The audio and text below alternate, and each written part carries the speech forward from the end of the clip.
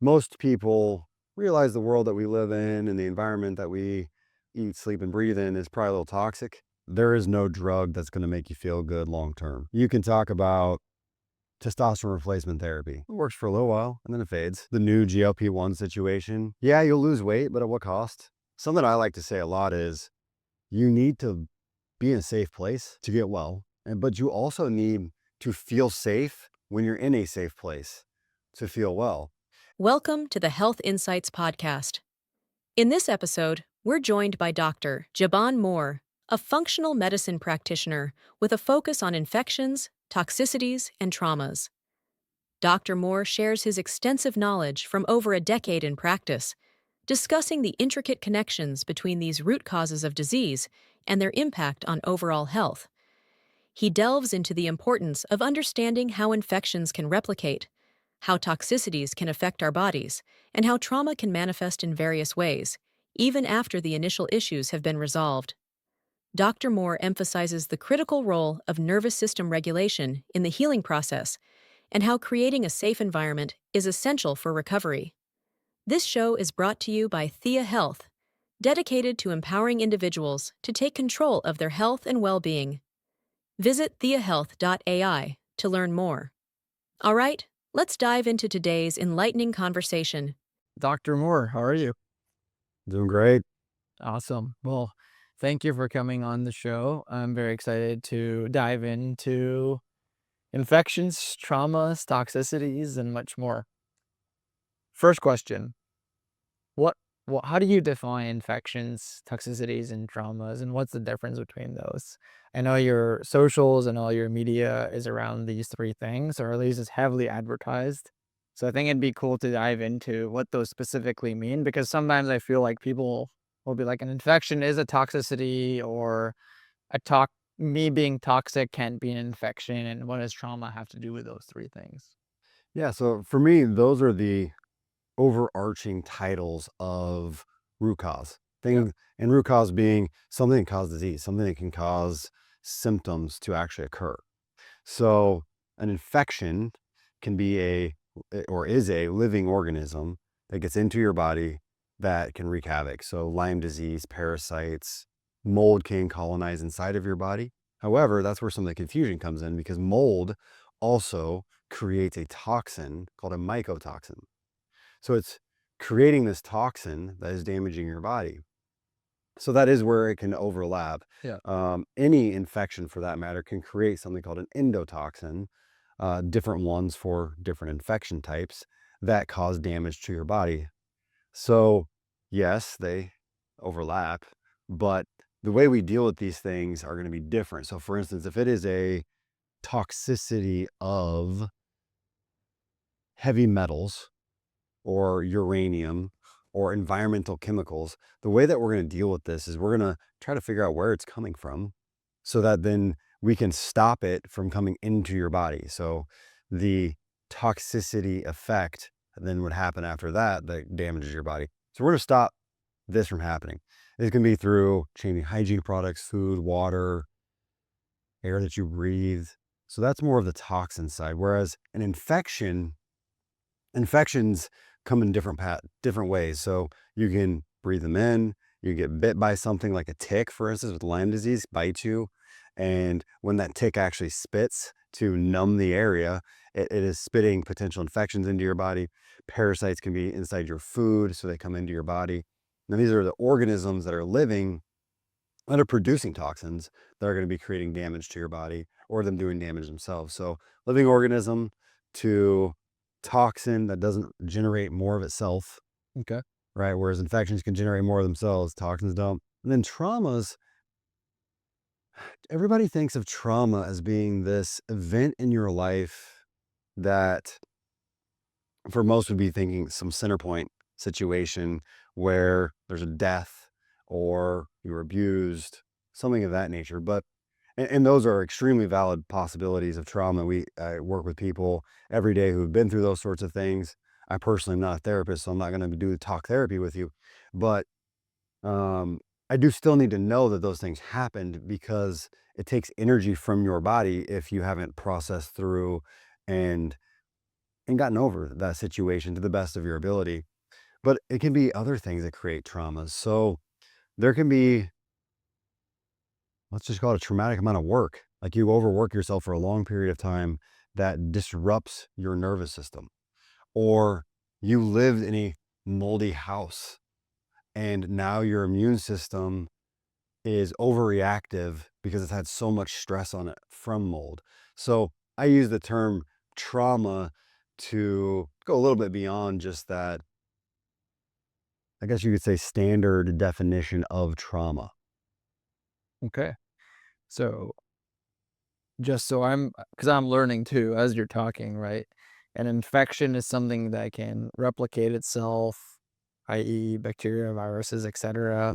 Mm, Toxicity can be from a living organism or not, but it not necessarily going to replicate itself. And then a trauma can be maybe you want it.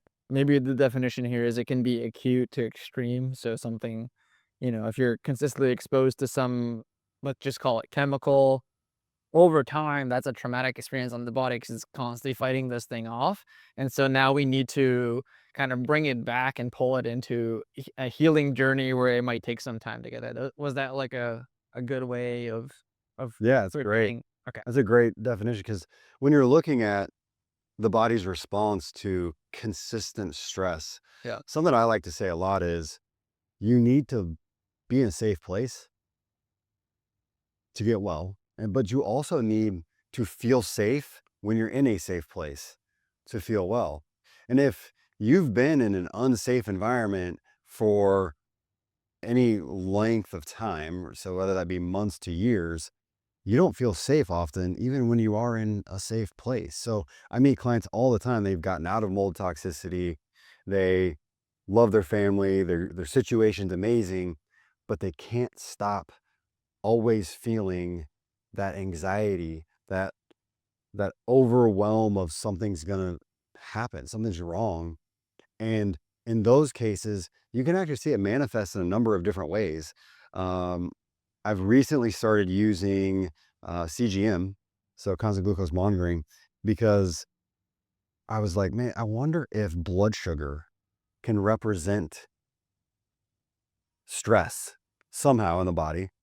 And there's some good information out there and it's being done, and even balancing blood sugar can start to bring the body back into almost a feeling of safety, because you can see if blood sugar will go up when your body's stressed. Yep. It can spike and it can change. So we do that. We also do heart rate variability testing, where you can track heart rate variability, and if you're in an unsafe environment, both of those markers tend to become problematic. And when you calm that person and even do, which it's crazy, it's like, oh, I have a blood sugar problem. It must be diet. Well, that's a component for sure. Yeah. But what if it's stress? So we get people to go do meditation or breath work, and you see their HRV and their blood sugars balancing, and you're going, huh, Hmm. okay, there's more to the story. Yeah. So that's interesting. I want to dive a little bit deeper into what you just said. People have a loving family. Let's just say that the avatar here is loving family. They had some mold toxicity. You got them out of it, or somebody else did. Doesn't matter, right? Mhm. But they still have this anxiety. Are you saying that the anxiety is because where they were before reminds them of the symptoms they had, or or is there still things to unpack that they don't feel good about? Like, where is the stress living and where is it coming from? Yeah, so I think a lot of people have, you've heard the story of a person that was in the military, goes off to war, Yeah. had some traumatic situations happen over there, probably associated with loud noises, gunshots, bombs, etc. Yeah. They come back and they no longer want to go to 4th of July parties Mhm. because it triggers flashbacks or it scares them. So people that go through traumatic health issues, it's similar, except, I mean, the room we're sitting in looks very clean, very beautiful. It looks well put together. As I look around, I'm not seeing water damage, but their house before was the same way. Mm. So a person that's been through, let's just say traumatic mold, because that's the topic you brought up, they felt safe in their home. Always, they felt safe there. And then they came to find out that they weren't safe there. So now, even at a subconscious level, not even consciously, because maybe they remediated the house, they've done all the testing, they know it's clean. A subconscious level, they haven't let it go. Just like the military person knows it's a firework, but it's still something sets off. So for me, I've been working with getting these people to providers that allow services, talk therapy for sure, EMDR, limbic somatic and vagal nerve retraining, neurofeedback. These are all different tools that are amazing. And then if those aren't enough, stellate ganglion blocks, and uh, where it's legal, you can go do things like psilocybin or other microdosing techniques.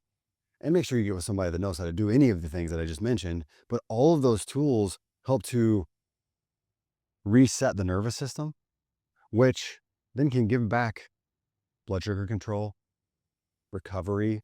But the way that I think of it is it gives back the energy your body's using for that lack of safety. So that worry of lack of safety. So you're using up, if you have 100 points of energy every day, just to make this simple, you're using up 25 of them for this lack of safety, and you're using up 50 of them just for basic bodily functions. So that leaves you 25 points left to spend on your day. And most of us, we need more than that. So let's chip away at this lack of safety, and that gives you back the ability to function so much more highly in life. And it's all due to, maybe you lived in mold, or maybe you got bit by a tick that caused Lyme disease, and now you never want to go outside, so you're fearing outside all the time. Right? So let's get rid of those fears. Very interesting. So, would you actually say that a lot of the health problems, or maybe the majority of health problems that come up, it could be simple fixes, but the real issue is, in your words, there's a lack of safety, even if you fix the problem that was there, because people are associating where they live, their family, experiences they had when they were sick, to still experiencing the way they felt back then, even though technically they're healed. Is that fair to say, or is it more nuanced and personal than that? I think that it's just something not talked about nearly enough. It's not something leveraged nearly enough for those who have not been able to overcome their conditions that did all the upfront work. Because like I said, you still have to be in a safe place, which is a bulk of work. But then now you got to feel safe so that your body actually can heal and operate normally. And from there, because the way that I work with people is fix the environment, help the nervous system, and then we go in and do the work. So if you have infections or toxins, we actually got to get them out of your body now. So I don't think any one of those is more important than the other. I think they all have to be done, or you're not going to see the appropriate success. If you're still living in mold, doing the other two could help, but they're probably not going to take you all the way to 100%. I've got great examples of that right now with a client where she's been depressed, and she just admitted to me at our last appointment that her entire life she's had suicidal ideations, and she's done all the different medical interventions. And when we first met 3 4 months ago, she didn't tell me this, and she came in and she goes, after a couple months, she goes, all that's gone now. Like, wait a minute, you didn't tell me about this. That's kind of important for me to know that if that's something that you're having. But the long story short is we were able to actually get the detox going, get her doing nervous system work with some specialists uh, through EMDR, but also through primal trust, which is somatic work and limbic work. And it's just reset everything for her. She's still in mold, but she's about 80% better still in mold. Mhm. Now we just ran a mold test in her house, and it's not good. And she's like, I'm gonna do whatever it takes, because her daughter doesn't feel well, her husband doesn't feel well. Mhm. So you've got to get all three pillars there. So I can't say that one is more important than the other, but I think that that nervous system component is missed way too often. would you say that the nervous system component has to be there for everything else to work properly? Or is it all of those three things will help somewhat? It's just all three at once would be the ultimate solution. Oh, yeah, is there one of the three that you feel like it has to this we have to get to a point of nervous system regulation, or the other two aren't as good? Or is it more it varies and it depends per person? It varies and depends per person massively. Okay. There are people where nervous system will not allow them to get well, though. So there are people out there that if that is not tapped into, Yeah. they're just not getting well. And I've got some of those right now where their body just doesn't tolerate any interventions Okay. from their, drug interventions as far as antibiotics, antiparasitics, antihistamines don't work. Can't get into the body because maybe the body's rejecting them. Herbal natural ones don't work. Lifestyle doesn't work until they tap into the nervous system. So there is a group of people that has to be first. Yeah. And that tracks with personalizing healthcare, Mhm. right? Because it's like I've talked about this a lot with other practitioners and myself. It's if somebody's a Lyme specialist, a lot of the time they look at everybody through you have Lyme disease, so everything else is Mhm. the issue.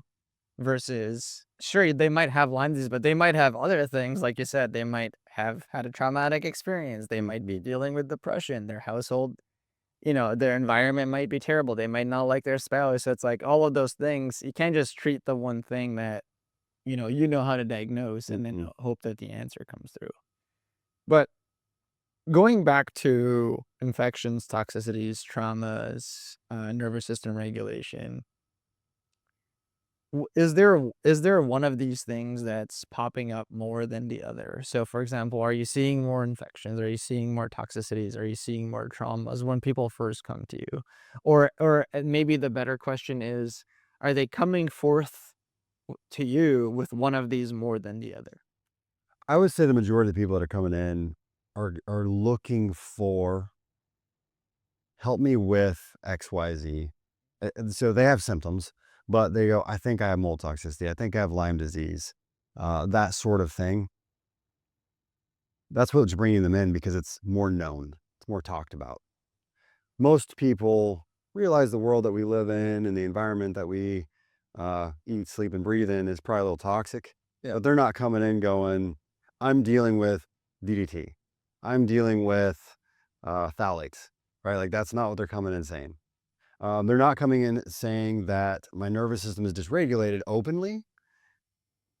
What they're saying is, I'm anxious.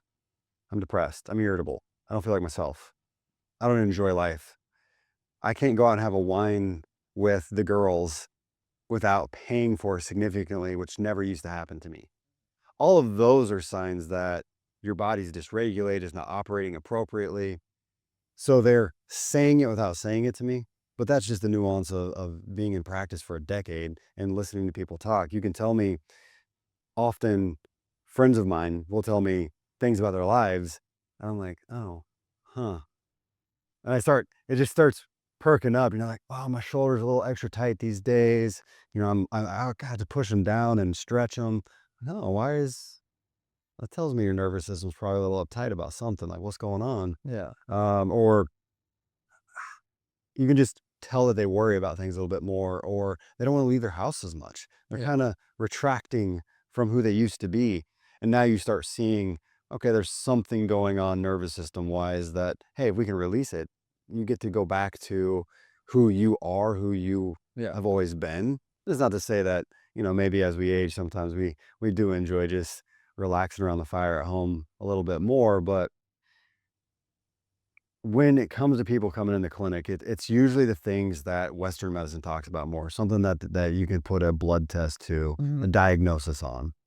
Gotcha. I would love to know, maybe give us top 5 or top 10 nervous system dysregulations that you see more often than not. So, we talked about a couple, like, I had Lyme in my house, and now my system is nervous to go in the house because that's where it was, whether it's fixed or not, right? Like, Mm-mm. do you have common ones that people could maybe associate with, and maybe it'll make them think of, hey, maybe I have this regulated nervous system because of Dr. Moore talking about this and pointing it out. So people go through experiences. It could be all kinds of different ones. So we talked about mold with the home. We talked about Lyme, so people don't want to go outside. Those are ones that you can definitely stick your finger on. But symptoms. So if I get 5 to 10 symptoms, it would be that almost pulled forward shoulders up. It Yep. could be urinating a little bit more often. It can be to where they stand up and they feel slightly lightheaded, Mm. not due to medication. So sometimes if you're on blood pressure med, that can happen. Uncontrolled blood sugar with no reason.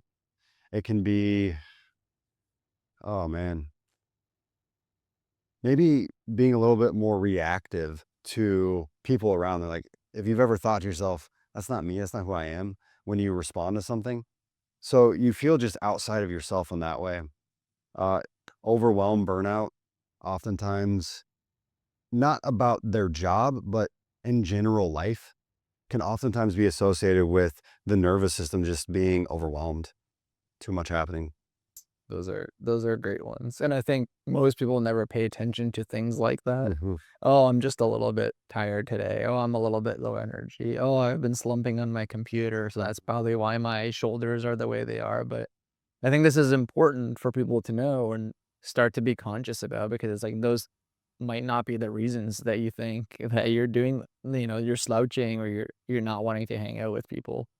And I think it's a very not talked about, like you said, it's not very talked about, and I think this is still very new into most people's heads, because how do you balance when most, like, we could probably agree, the majority of people don't have a great diet. The majority of people aren't expending their bodies the way they should be, or at least walking, right? It doesn't have to be like some crazy amount of exercise.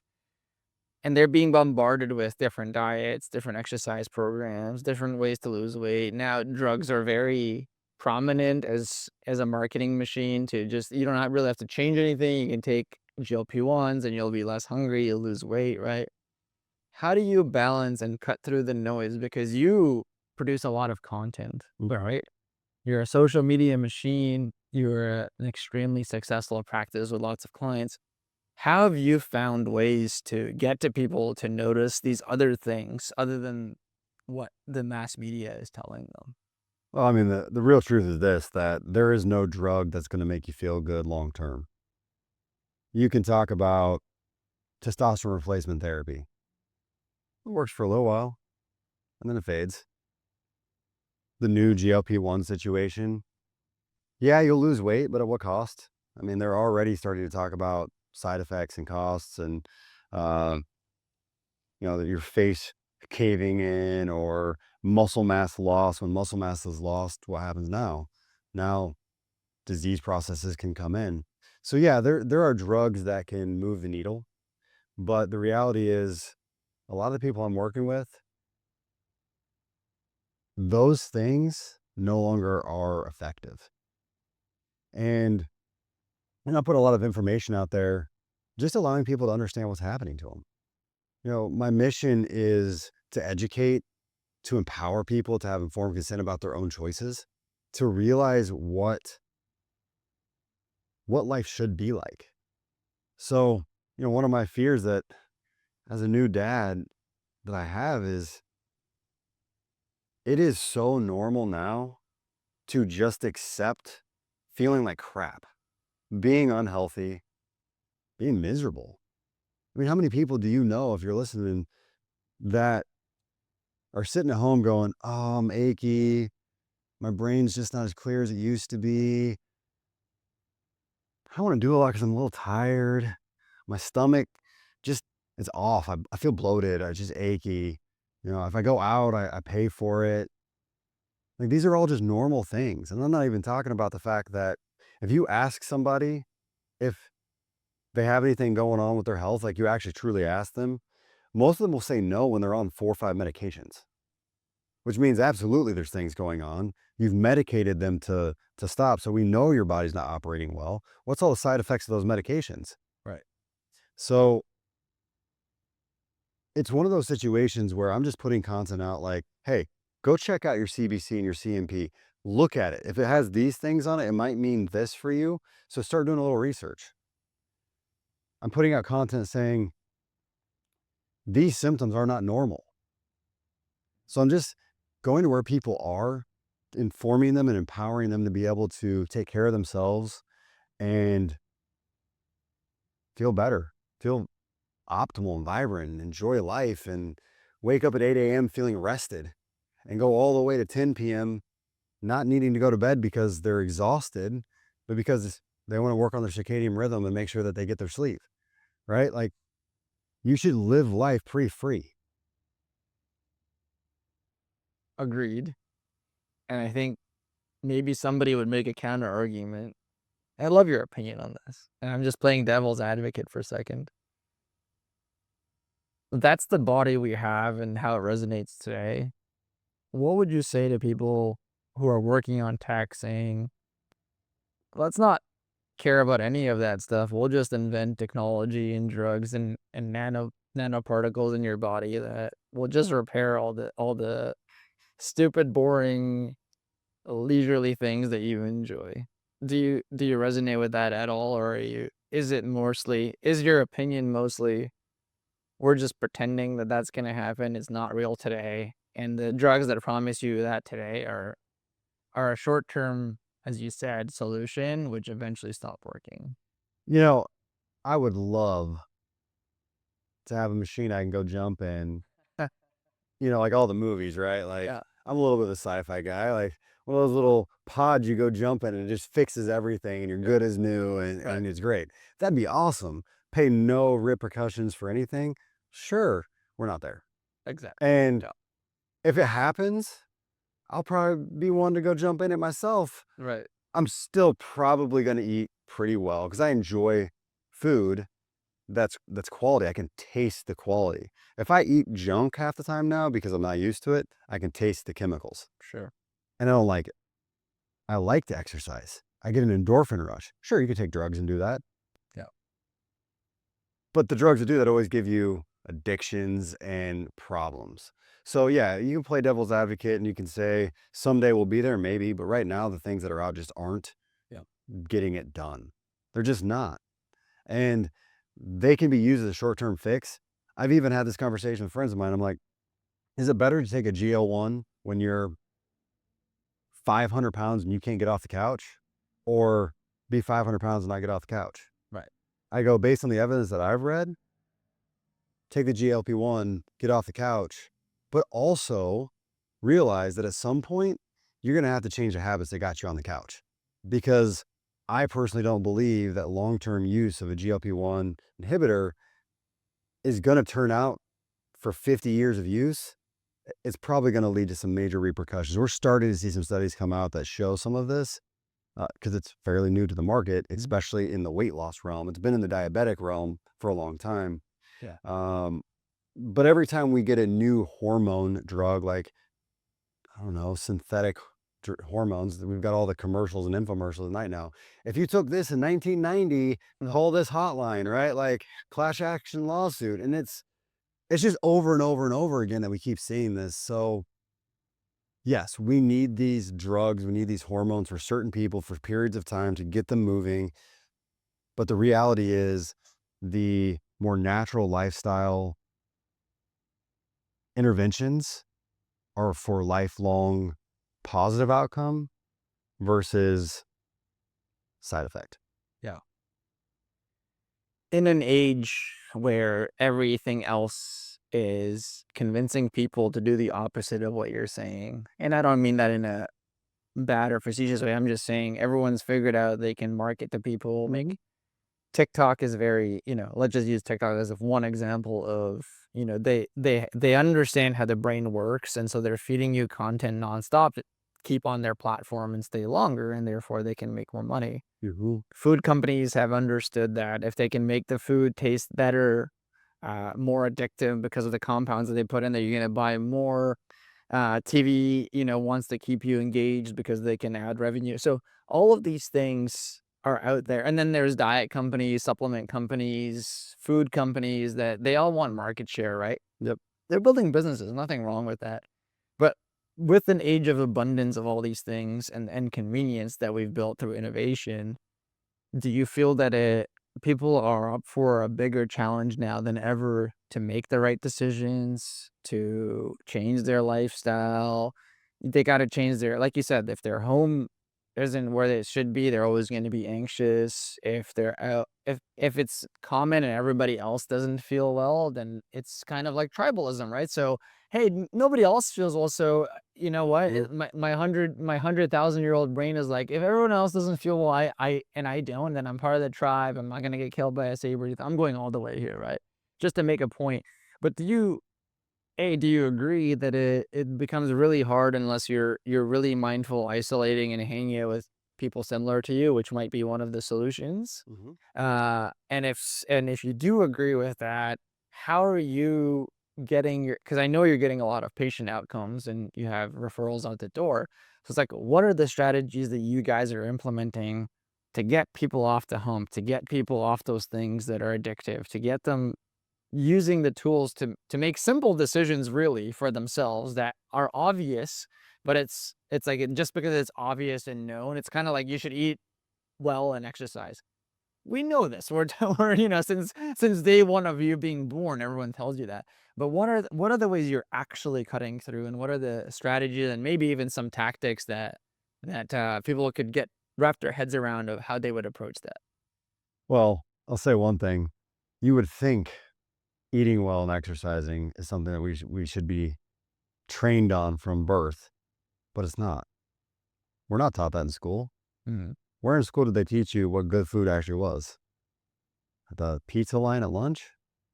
The candy line at the, like, the all you can eat side of, or not the all you can eat, the where you actually go purchase it with your lunch money?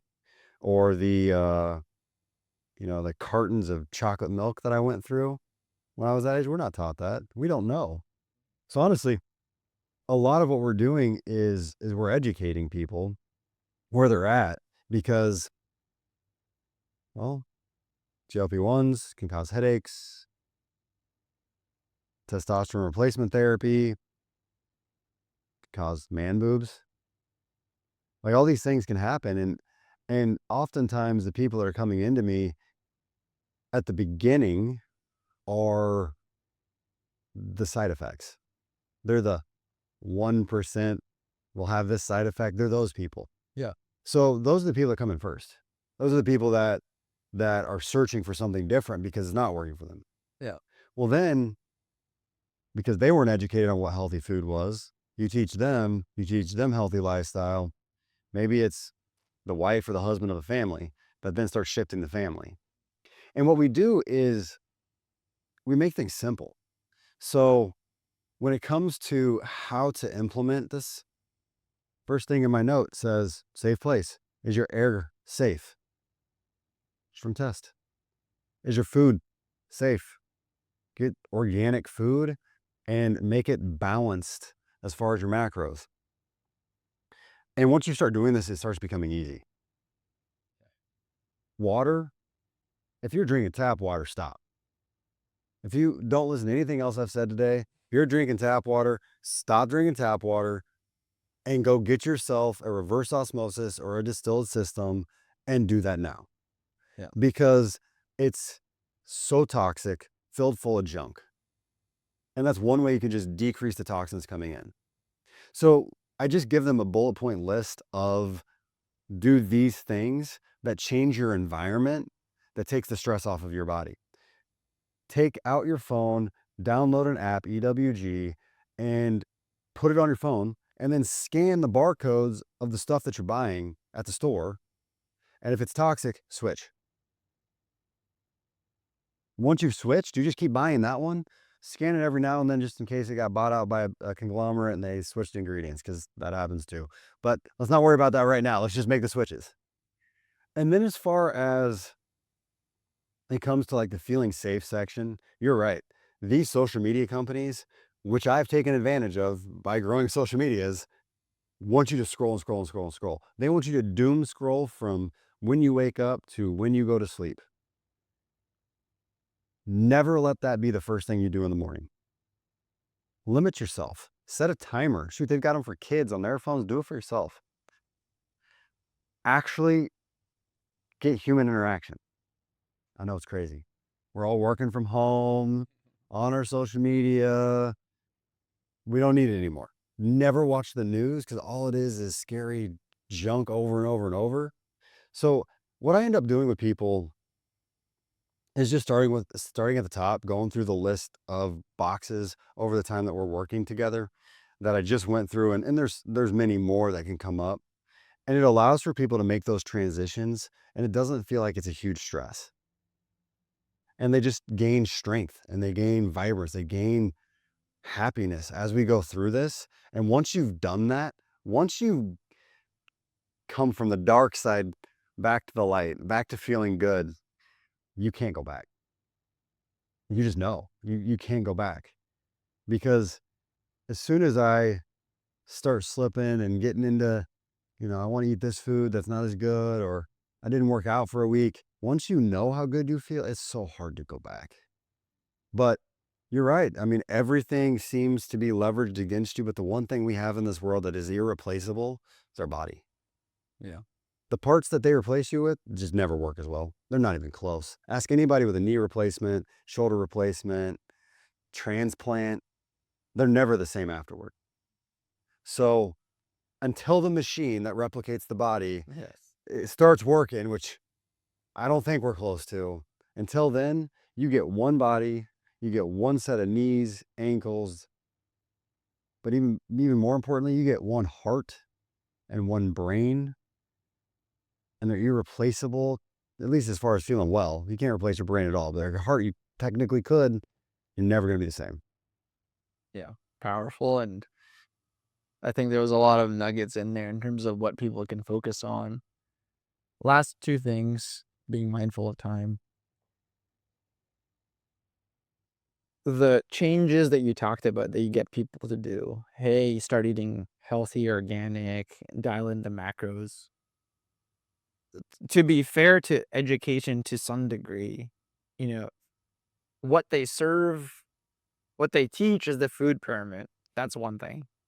But what they sell, to your point, and this I 100% agree in, is not even the food pyramid, right? It's like processed sugar most of the time, or seed oil. So it's like you're not even following the food, like you're not even giving me the option in a cafeteria to follow the food pyramid, because it's just whatever, whoever paid you, right? And Mm-hmm.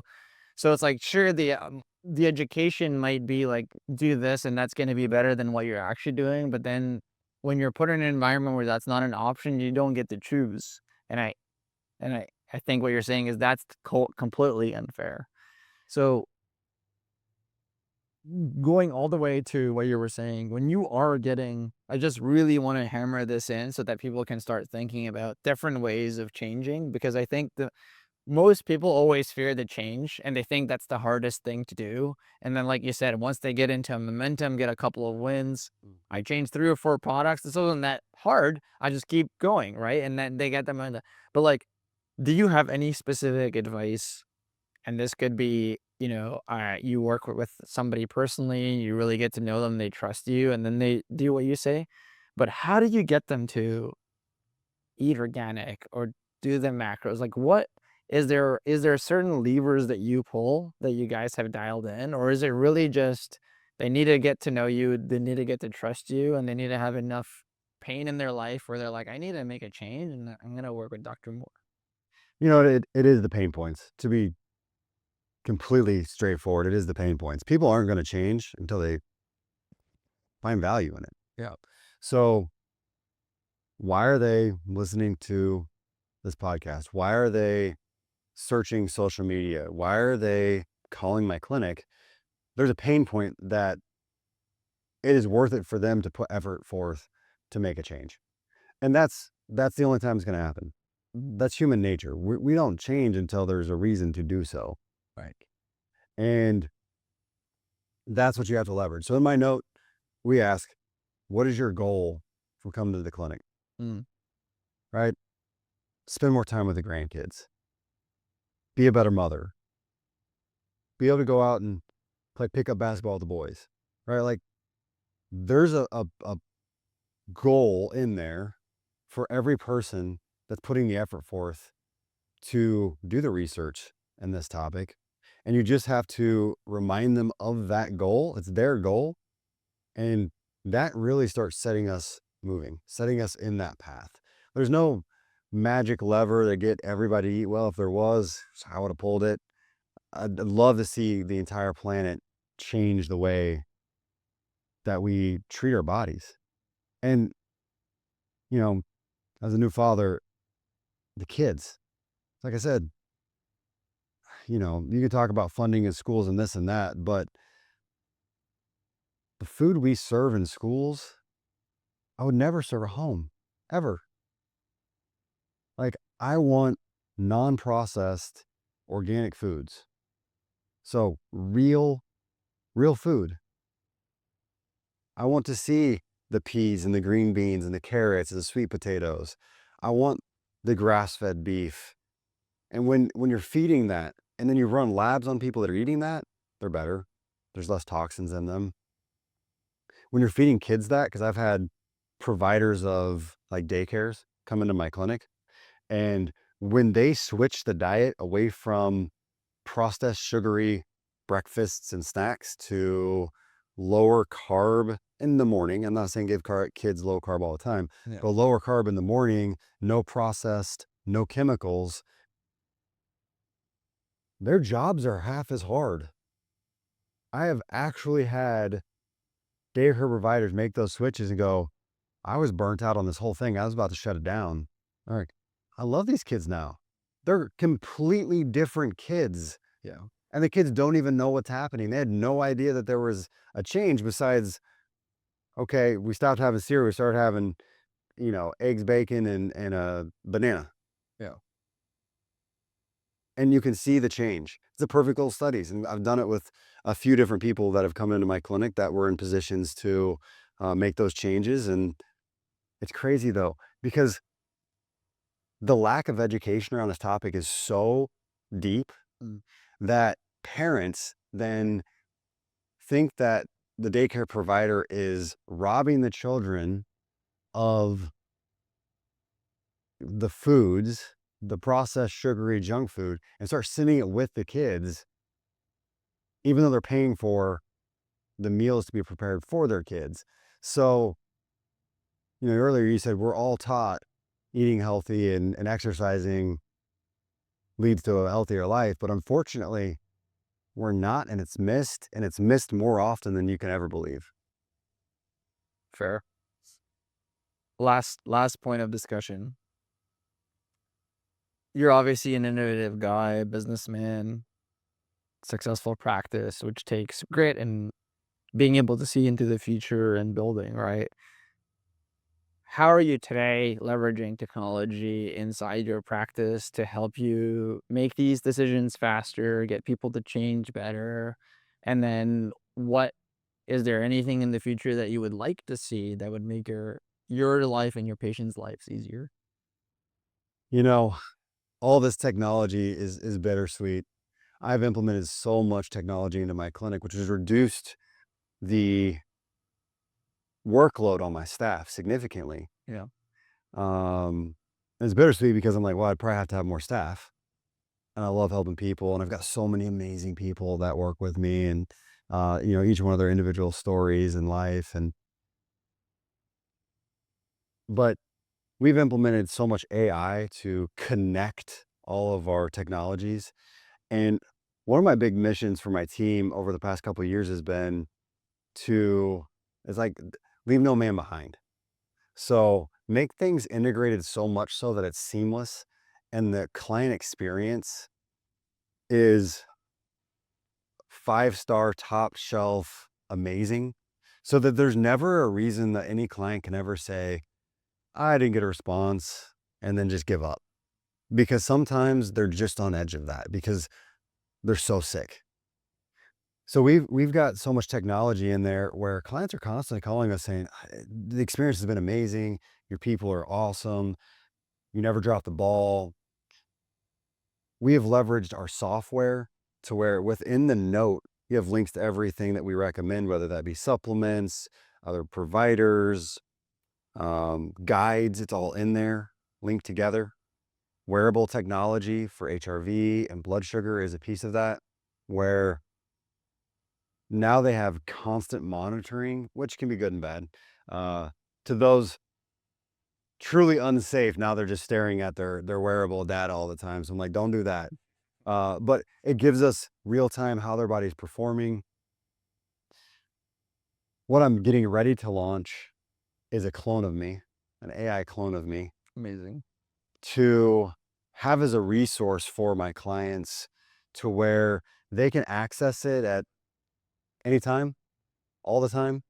And it has all of my data, my FAQs, my guides, my processes, so that my brain fogged clients that can't go read through a guide well because they're just so low energy can just go out to the AI and talk to it like it's me and say, hey, you told me to do a gallbladder flush.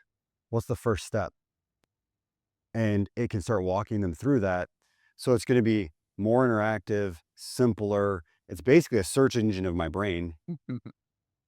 What it can't do is it can't diagnose, it can't give medical advice, but what it's going to be able to do is just up level the concierge level of care and guidance that we can give to continue to improve upon our outcomes. Amazing. Thank you so much, Dr. Moore. Where can people find you?